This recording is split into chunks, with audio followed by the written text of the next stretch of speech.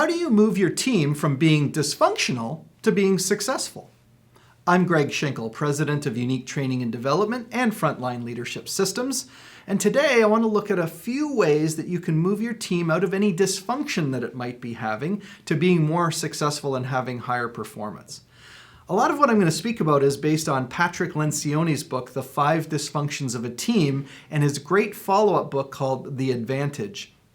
In there, Mr. Lencioni basically lays out the dysfunctions that teams can fall into and how you can correct them to be of higher performance. So I'm going to focus on 3 of the dysfunctions and, of course, pivot it so that it's the actual success principles that you want to pursue.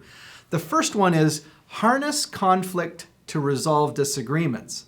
Now, when I say harness conflict, a lot of people, when they hear conflict, they don't want any conflict at all. They avoid it like the plague. But really, conflict is just a disagreement over ideas, and we have different points of view. And so great teams have a way of harnessing the disagreement to come up with better solutions. So one of the things you can work on with your team is how do you get better about actually surfacing conflicts and disagreements, but doing it in a way that people don't get defensive and help find better solutions.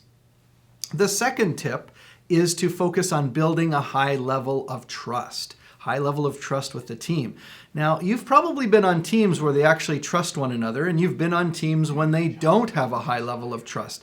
And what you really want to focus on is how do I get to be sure that I know that the other person on the other side of the table in that meeting with me, that they have my best interests at heart, that they're going to make commitments and keep them, that they're going to tell me the truth to my face and not talk about me behind my back.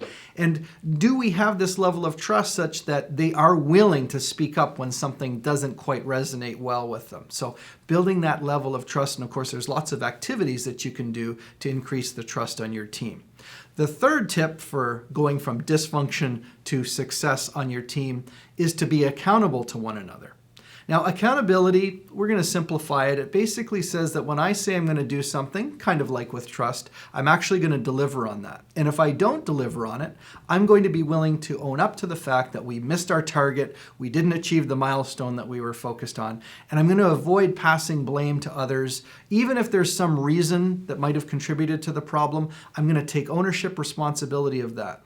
So what you've noticed on some teams is they kind of have a code that they have with one another where I won't kind of call you on your missteps and you're not hitting your targets if you in turn won't call on me and bring out the failures that I may have achieved.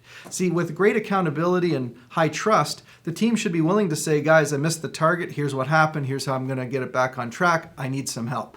And you should be willing to call each other out on those things, not to punish people, but to simply elevate the performance of the team.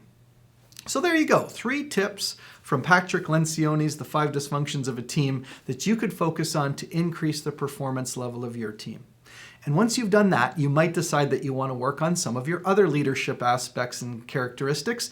And you can do that by having us on site to deliver our frontline leadership training, or maybe participate in our virtual training using our state-of-the-art virtual training studio.